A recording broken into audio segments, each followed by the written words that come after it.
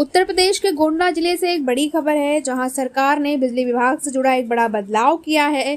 बिजली विभाग को अब प्राइवेट करने के बारे में सरकार विचार कर रही है, जिससे आम जनता को काफी नुकसान हो सकता है। इसका प्रभाव किसानों पर भी साफ देखा जा सकता है।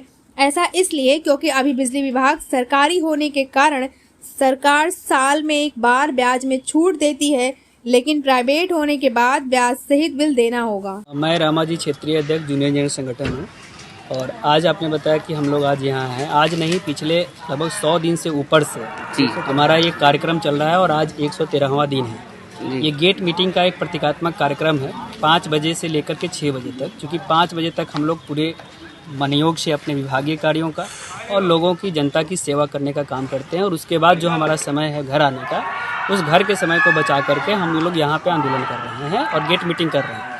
ये जो गेट मीटिंग का कार्यक्रम है या प्रतीकात्मक आंदोलन या प्रदर्शन का कार्यक्रम जो चल रहा है, आप सभी लोगों को ये अवगत कराना है कि सरकार द्वारा अभी जो बिजली सेक्टर है, ये 5 डिस्कम्स हैं सरकार के नियंत्रणाधीन। उसके माध्यम से पूरे प्रदेश में बिजली की सप्लाई होती है।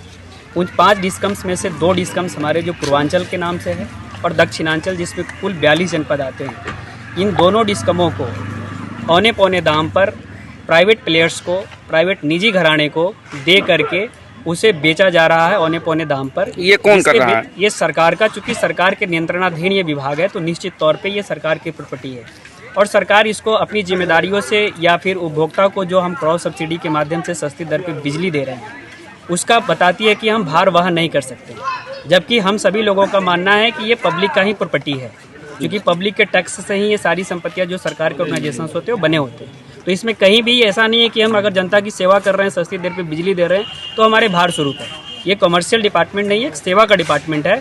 सरकार जो कह रही है कि नहीं इसमें मुझे घाटा हो रहा है, उसका हम लोग विरोध कर रहे हैं। क्योंकि हम लोग भी किसी न किसी घर परिवार से, आम किसान परिवार से लोग से जुड़े हुए लोग हैं, उसके कारण से जो निजीकरण के विरोध में है, ये हमारा कार्यक्रम चल रहा है। सरकार निजीकरण कर रही है, उसका आप विरोध कर रहे हैं? निश्चित तौर पे ये सरकार के द्वारा जो ये निजीकरण किए जा रहे हैं और निजीकरण औने पौने दाम पर जैसे तैसे की जा रही है, उपभोक्ताओं की सेवा करते उनको जो बिजली सस्ती दर पे दे जा रहा है, उसको प्रभावित करने के मकसद से किया जा रहा है। उसलिए हम लोग इस चीज का निजीकरण का विरोध कर रहे हैं।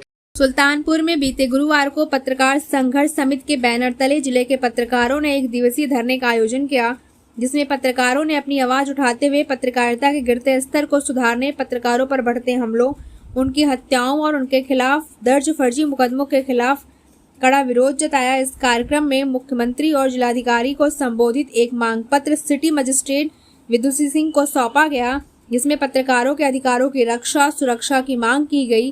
कार्यक्रम में वरिष्ठ पत्रकार अनिल द्विवेदी के नेतृत्व में पत्रकारों ने प्रदेश भर में पत्रकारों की सुरक्षा और उनके अधिकारों को लेकर गहरी चिंता व्यक्त की।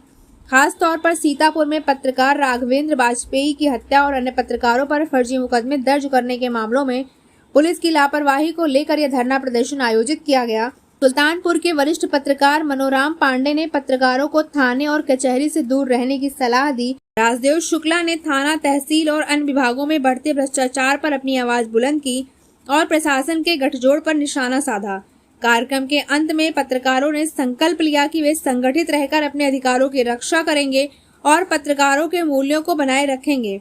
पत्रकार अनिल द्विवेदी ने कार्यक्रम में आए सभी पत्रकारों का धन्यवाद ज्ञापित करते हुए सिटी मजिस्ट्रेट विदुषी सिंह को पत्रकारों का मांग पत्र सौंपा। सिटी मजिस्ट्रेट ने पत्र को यथोचित स्थान पर पहुंचाने और जिला प्रशासन से पत्रकारों की मांगों को अवगत कराने का आश्वासन दिया। इस कार्यक्रम में सैकड़ों पत्रकार मौजूद रहे। यह धरना पत्रकारों के अधिकारों की रक्षा के लिए महत्वपूर्ण कदम था। पत्रकारों ने यह साबित कर दिया कि वे किसी भी कीमत पर अपने अधिकारों की रक्षा करेंगे और पत्रकारिता के मूल्यों को बनाए रखेंगे। अभी देखना होगा कि जिला प्रशासन और राज्य सरकार पत्रकारों की मांगों पर किस तरह की प्रतिक्रिया देती है और क्या कोई ठोस कदम उठाए जाते हैं।